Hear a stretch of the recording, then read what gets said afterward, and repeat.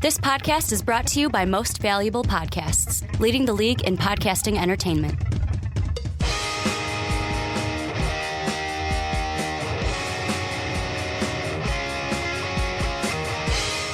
Hello, football fans, and welcome to the Onside Kick. My name is Ricky Widmer, and as always, I'm joined by the Mark Weber. Dub them ease. And I say it every week, Mark, but this is probably the first podcast that we've had in a long time where there's a lot of stuff that we could have jammed into this podcast. I was really hoping you'd say, I say it every week, we got a jam-packed podcast, but this one, not so much. Nothing going on this week. Well, you know what? It's not the middle of the offseason where it's July and you're like, the tumbleweeds are rolling through. Preview time. Because free agency is done and long done. After the draft just gets over, that's the time where it's like, oh, okay, there's a tumbleweed.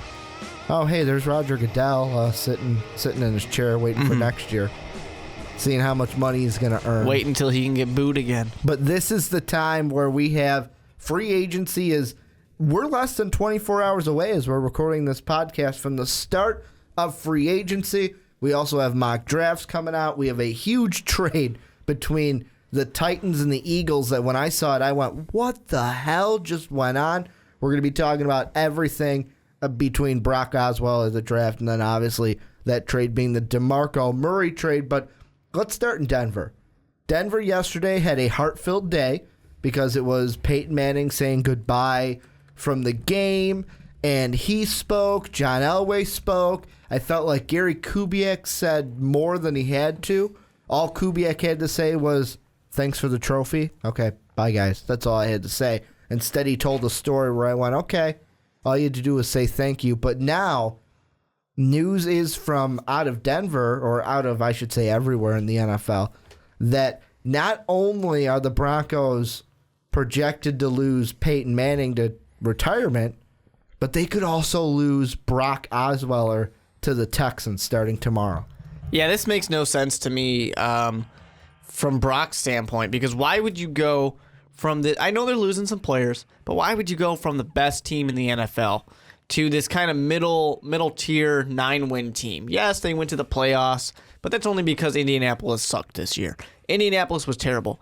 Does Brock Osweiler really think he's going to go and he's going to compete with number 1 overall pick Andrew Luck, number 2 overall pick Marcus Mariota, Blake Bortles, who was the first quarterback taken in his draft too? Does Blake Bortles really think he's as good as those guys? I personally don't. I don't think he's as good as those guys, and I don't even like all those guys out there. Looking at you, Blake Bortles. Even though I mainly say that to insult Ricky, because Ricky loves him. Well, I mean, the Jaguars, I feel like, are on the up and up. I mean, especially they stole... You're projecting them to go to the Super Bowl. Well, they stole Malik Jackson away from the Denver Broncos, so Denver losing a key pass rusher. So 2 people believe that they're on the up and up. Well, I mean... Ricky and Malik. Yeah, Ricky and Malik. But, I mean, the one thing I feel with this is the only reason he's thinking about leaving is... Well, I know you're giving the money sign, Mark. I mean, money pays into it, but the big thing is Brock's feeling a little upset right now. The straw in his juice box broke. And when I say that straw being the starting job, he top of the world, Super Bowl champion contender. He's the starting quarterback. And then, Peyton's back.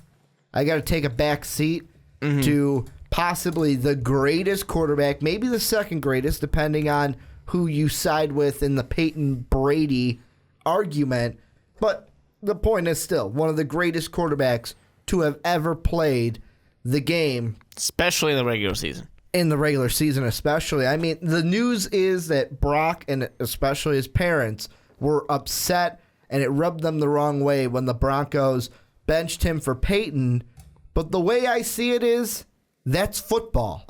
What did you expect? Did you expect to outduel Peyton Manning for the starting job? No, Peyton was going to get that starting job because he's Peyton goddamn Manning. I'll get to that in a second, but first I want to say, Brock Osweiler's family, what, do you guys think you're the Mannings? Like, why does his family matter? They want to be the Mannings. Like, we're reporting about how his family's upset, and it's like, who cares about Brock Osweiler's family? They're not the Mannings. We care about the Mannings because Daddy Manning says, Eli, we're not going to play in San Diego now, are we? No, we're going to play in New York. Equal Manning. So That's a situation where we care about a football family because Archie went and did it. The Brock Osweiler's family. Let's be honest. The Osweilers want to be the Mannings. Let's be honest. Doesn't everyone want to be the Mannings? But to move on from that, I would also say that it's not really that he lost the duel to Peyton Manning. It was, hey, Brock, you sucked in that last game and you got benched. Mm-hmm. That's what it was. It was a reality check of, hey, not everything's great. You basically played mostly mediocre to bad teams, and then you got a good team. You did get to beat the Patriots. There's your good team. You got to beat they lost to the Steelers, didn't they? No, they beat the Steelers. I don't remember. I think they lost. Wasn't that the game you're talking about? Is the Suck Bowl that he played against? And that's AJ against McCarron. The Chargers. Oh, I was talking about the Suck Bowl between AJ McCarron and Brock the Cock. We're watching that game. I'm like, oh my God, how is this a Monday night game? Mm-hmm. Who's gonna win this one? I mean, did Brock bring some good things to the Denver Broncos? Yes.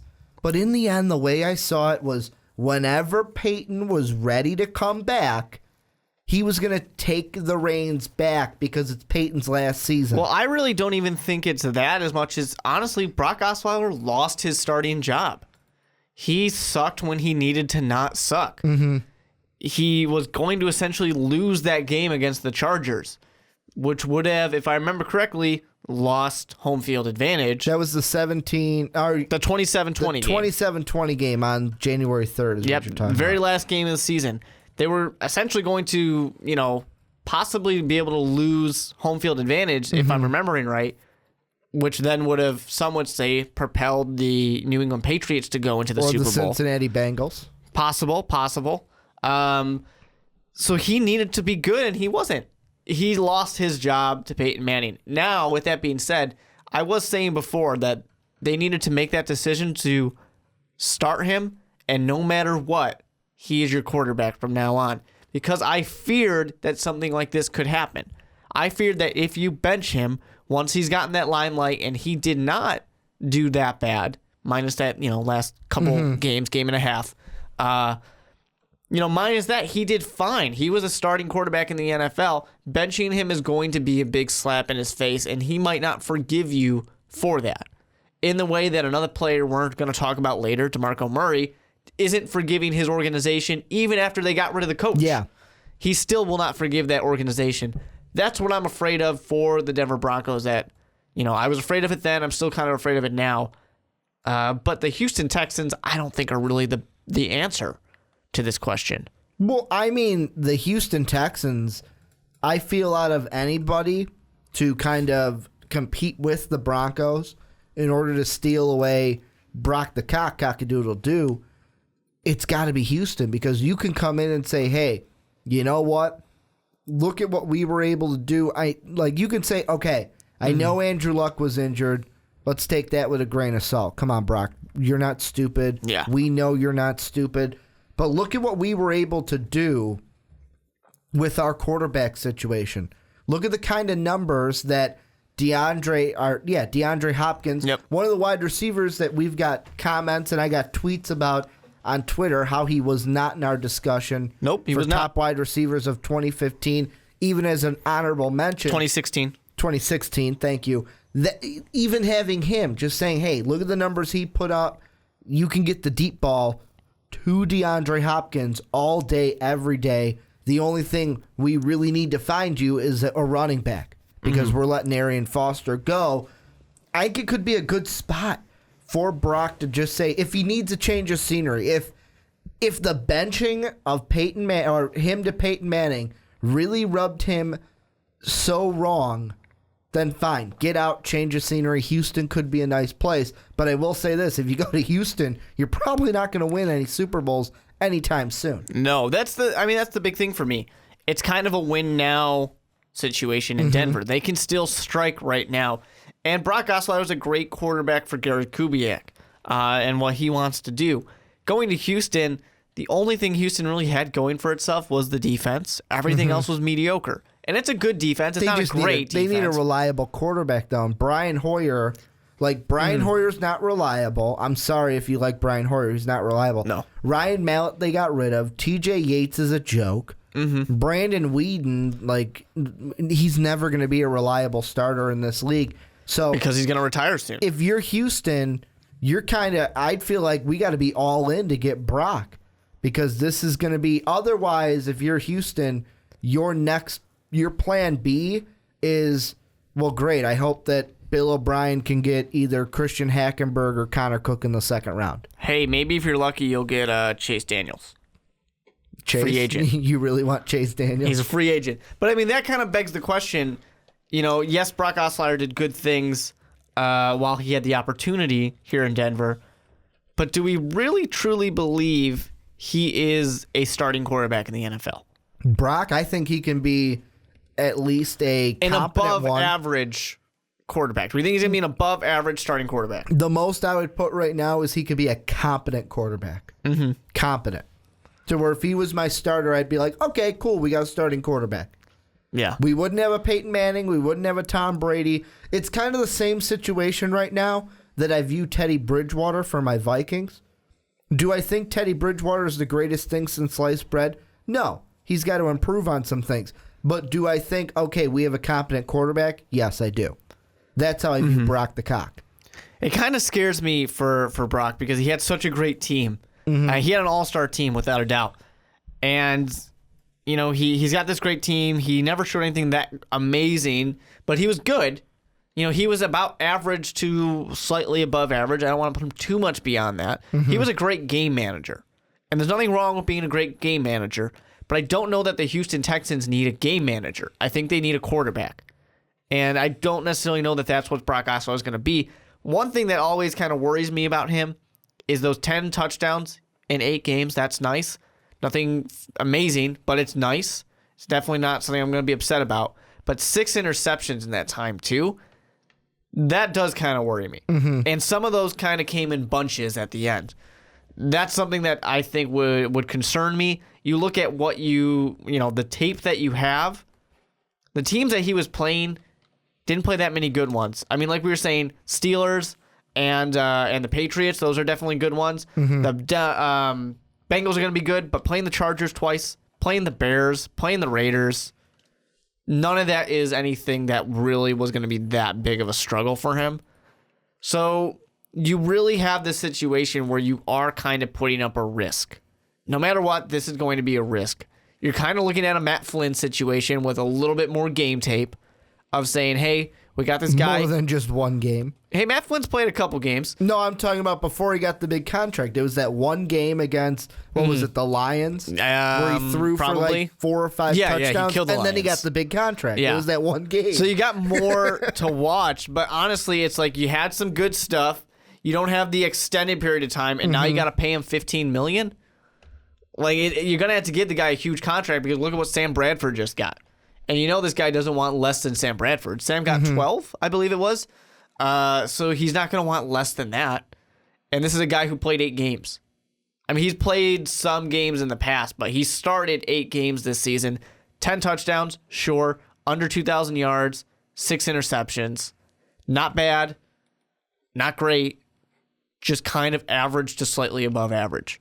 And he's going to get $15 million a year? That's the thing that concerns me. I don't necessarily know what the better option is for Houston. Well, I don't know what the better option would be for Denver either. If you're Houston at quarterback, you've got, let's say Brock decides to stay in Denver, here are your options. Eat it and say, you know what, Brian Hoyer's our starter, and we're going to try to get Christian. Brian Hoyer is our quarterback. Brian Hoyer is our quarterback, and we're going to try to get either Christian Hackenberg or Connor Cook in the second round. Or you can say, you know what, we need a change.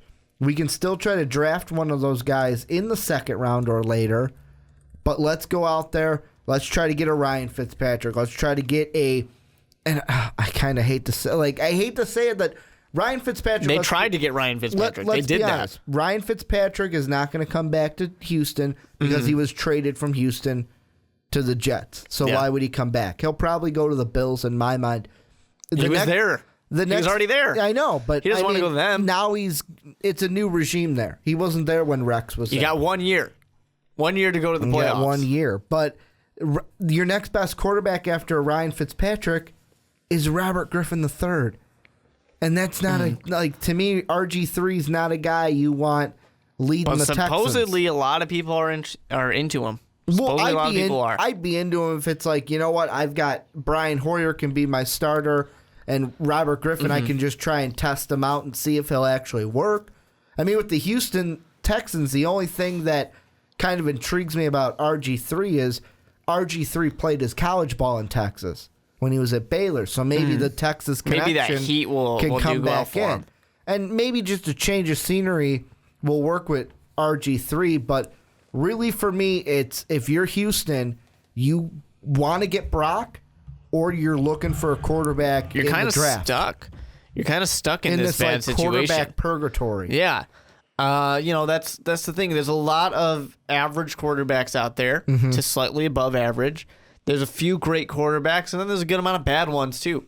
And right now, the ones that are available are average to bad. RG3 is probably the best name out there because I don't really consider Brock Osweiler to really be a free agent. You think he's going to re-sign with Denver? I think it's the smartest move for him. It's the best move for him. He's had success there. He knows the system well. It's the better team. He's got, Super Bowl quarterback John Elway at the helm that knows how to put together a team. I mean, he was the one that wanted to push Tebow out of town, and look at how well that paid off. Yeah. Well, I mean, writing, that wasn't a hard one to predict. Yeah, right there. but Writing was on the wall. What was it, McDaniels at the time or whatever coach at the time really wanted Tim Tebow in the system? And why wouldn't you want Tim Tebow? And John Elway's Tim Tebow won a playoff game. Guy.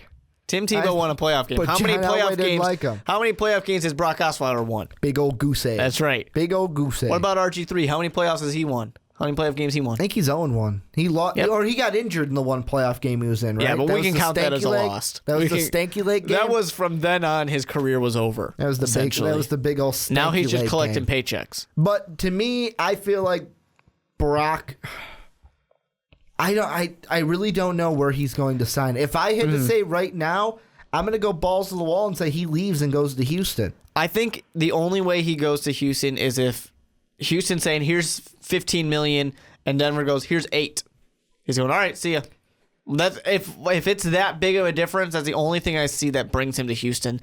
Otherwise, Denver's just the place to be. The division is worse. The AFC South is a real division. All these teams are competing now. Well, and the Titans even made improvements that we're going to talk about later on the podcast. The Jacksonville Jaguars have. In my Madden, they're the London Bulldogs, but that's okay. The London Bulldogs. The Houston Texans, sure, they're trying to compete, but really you still have... The Colts are going to get better just by getting Andrew Luck back on the field. Yeah, he's not going to have another terrible season. It's not going to happen. So it's just... Well, hopefully he's not injured. Yeah, that's true. It's like, do you want to be... a small fish in a big pond, or do you want to be the big fish in the small pond? I want to be big fish. Here's what I think's going to happen. I'm going to give you two answers. What I think he should do and what I think he's going to do. What I think he should do is look at Houston and go, thanks but no thanks, I'm staying in Denver. Because he's got the team around him. He's got running backs in place. He's got wide receivers. The only question mark is maybe a little offensive tackle help and a tight end because they cut Owen Daniels. Who knows if they're going to re-sign Vernon Davis. So those are the only two positions on offense where you got to worry about. You have Demaryius Thomas. You have Emmanuel Sanders. You've got the wide receivers there for you to play. You've got C.J. Anderson behind you. You've got the running back. It's just the offensive line and the tight end. Here's what I think he's going to do, though. The 25-year-old kid is going to get too big for his britches. He's going to get really butthurt about getting benched, and he's going to hold a grudge. And mom and dad are going to... And the way I say this is because, obviously, if we're talking about them in reports, that to me... Now, do I know the Osweilers personally? No. But when I see a report and they start talking about the parents, those are the kind of parents where it's like, okay, they influence your decisions. And, I mean, it should be that way. But in the end, it should be your decision. The way I'm seeing it is, okay, mom tells you to do something and you usually do it. That's the way I see it. So mom and dad are going to feed him with this negativity, and he's going to leave and go to Houston. Yeah. Yeah, we'll see what happens. That's the way I see it. I think he leaves, but he should stay in Denver and be a Bronco when it's all said and done.